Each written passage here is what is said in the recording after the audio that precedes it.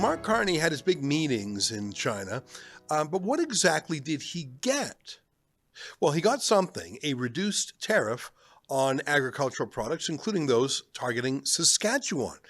Premier Scott Moe was there, and he's got to be happy about that. That was a terrible loss to his community. And for some reason, Mark Carney and Doug Ford and the rest of them never really had a boycott China campaign, the same way they had a boycott America campaign for much lower tariffs. Remember the tariffs on canola, which is a crop grown in the prairies. It was a 100% tariff, effectively making it impossible to buy any. No reaction from the other premiers or from the federal government who banned, in the case of Ontario, American liquor, or who ran TV attack ads in the United States against Trump. I guess you can't really run attack ads in China, can you? That's about all. That's about all Canada got from China. So not actually progress, but just undoing some regress, as in China hurt Saskatchewan and it agreed to stop hurting Saskatchewan. I'm not sure if that counts as a great deal. That's sort of where the status quo was a year ago. So that's what Canada got. If I've missed something, please let me know. And what did China get in return for stopping hurting Saskatchewan? It's pretty much the only thing we got. Well, they now have the right to sell 49,000 Chinese-made cars into the Canadian market at low prices. Here's Mark Carney describing this, and he's quite excited about it.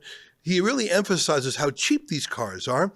In trade talks, that's called dumping. When you dump a product in the market at such a low price, you beat all the domestic competition. Here's Mark Carney bragging about China dumping 49,000 vehicles in the market. China's strengths, for example, in electric vehicles, are formidable. They're undeniable. These are the most affordable and energy efficient and innovative vehicles in the world. And for Canada to build our own competitive EV sector, we need to learn from, partner with, and access and build supply chains with China. To help deliver on the full potential of these partnerships and to bring down costs for Canadians, we're going to start by allowing up to 49,000 Chinese electric vehicles into the Canadian market at the most favored nation tariff rate, which is 6.1%. Oh, I guess he forgot to run this by his best friend, Doug Ford, because was Doug Ford ever upset? Holy smokes. He didn't quite say he wanted the deal undone, because I don't think he is publicly willing to throw Saskatchewan under the bus that way. But he basically said he wanted the deal undone. Absolutely not. Didn't have any consultation, didn't consult with any of the automakers. This is going to be terrible for not only just all the people of Ontario, but especially the auto manufacturers, the supply chain. We're letting China into a market that's going to have lower tariffs than our largest market, the U.S., and I don't think that's going to go over too well with President Trump, but it's going to hurt every single auto manufacturer, every single supply chain that has anything to do with the auto sector. This was not thought out properly. It wasn't consulted. It was a knee-jerk reaction as far as I'm concerned, and this is going to be a big, big problem. In terms of other wins for China, I mean, 49,000 cars is certainly a toehold, but I think the big win was Mark Carney abandoning any talk about China being a human rights threat or a security threat. Remember when Mark Carney was running for office and said China was literally the #1 threat to Canada? Here's the clip. Well, we're in a security section. I think we didn't have a chance to talk about anything internationally. I think the biggest security threat to Canada is China. Well, China has won his total silence. In fact, more than that, you saw in the meeting Michael Ma, the defector from the Conservative Party to the Liberals, basically a stooge of the Communist Party of China, gets his reward by going to China. Mark Carney is now closer to Xi Jinping in China than he is to Donald Trump. So that's all new, that we've changed our ideology and our outlook, a totally new foreign policy, according to Foreign Minister Anita Anand. But remember why they said they were going to China in the first place. For investment, for jobs, to diversify our economy, right?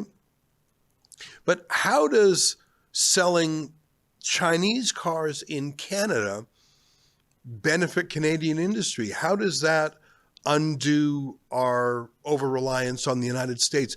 If the whole idea was to make Canada more resilient, more independent, open up new markets for us, isn't it true that the only new market that was opened up is Canada's automobile market to Chinese producers? Now, there have been some instances, I understand, of China agreeing to build their car factories elsewhere, but no surprise they use Chinese workers to do it. There's no local benefit. They're not going to have an auto industry for a Chinese company based in Ontario, paying Ontario workers Ontario wages.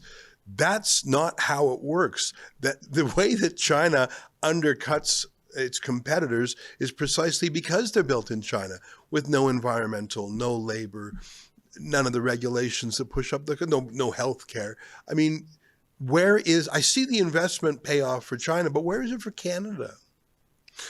They said they will buy our natural resources, but only if we can get them to market. And I'm not sure if we can get them to market because the Liberal government has stopped the pipelines for 10 years. They've stopped it first under Justin Trudeau, and now under Mark Carney. There's the tanker ban. There's kowtowing to lobby groups on the West Coast. It's still not clear how Mark Carney can actually increase non-U.S. exports, let alone dramatically. Remember, he said that was his goal. But even if he could double the amount of exports to non-American buyers, the numbers are so tiny compared to U.S. trade. I went through them yesterday. I mean, you could quadruple, you could multiply by 10 the exports to China and won't even come close to what we sell to the United States. I think what will linger here, other than some breaks for Saskatchewan, I think what will stay on and how this trip will be remembered is this comment from Mark Carney, spoken so deliberately, looking around after every word. He was trying to make a big impact when he said, "Welcome to the China-led New World Order." You saw this clip. Mine is the first visit of a Canadian Prime Minister to China in nearly a decade. The world has changed much since that last visit. And I believe the progress that we have made in the partnership sets us up well for the new world order. Gone is any pretense of being alert to China, either on human rights or security or industrial espionage. We have completely shifted our orientation. We are now orbiting China, not America.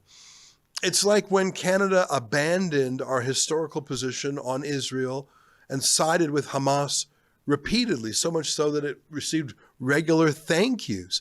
That was just a change. There was no election over that change. There wasn't even a debate, let alone a vote in the House of Commons.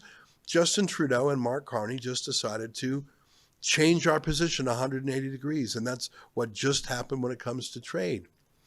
All of which happens to contradict Donald Trump's plans, but maybe actually they accelerate Donald Trump's plans. Here's Trump today when he was asked about Canada doing a deal with China. Again, the deal is not to get Canadian access to the Chinese market. What are you, crazy?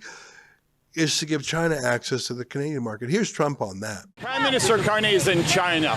How do you see the deals Canada and China have just signed, trade deals between the two partners? Well, that's okay. That's what he should be doing. I mean, it's a good thing for him to sign a trade deal. If you can get a deal with China, you should do that. So Trump says he's positive about it, although I don't think Trump knows the details. Trump's focused on other things. I don't think he saw the news particulars. But if he learns that Canada has given Chinese auto industry access, opened the tent like the proverbial camel's nose in the tent, I think that makes things a lot easier for Trump in explaining his decision to relocate the big three automakers to the United States.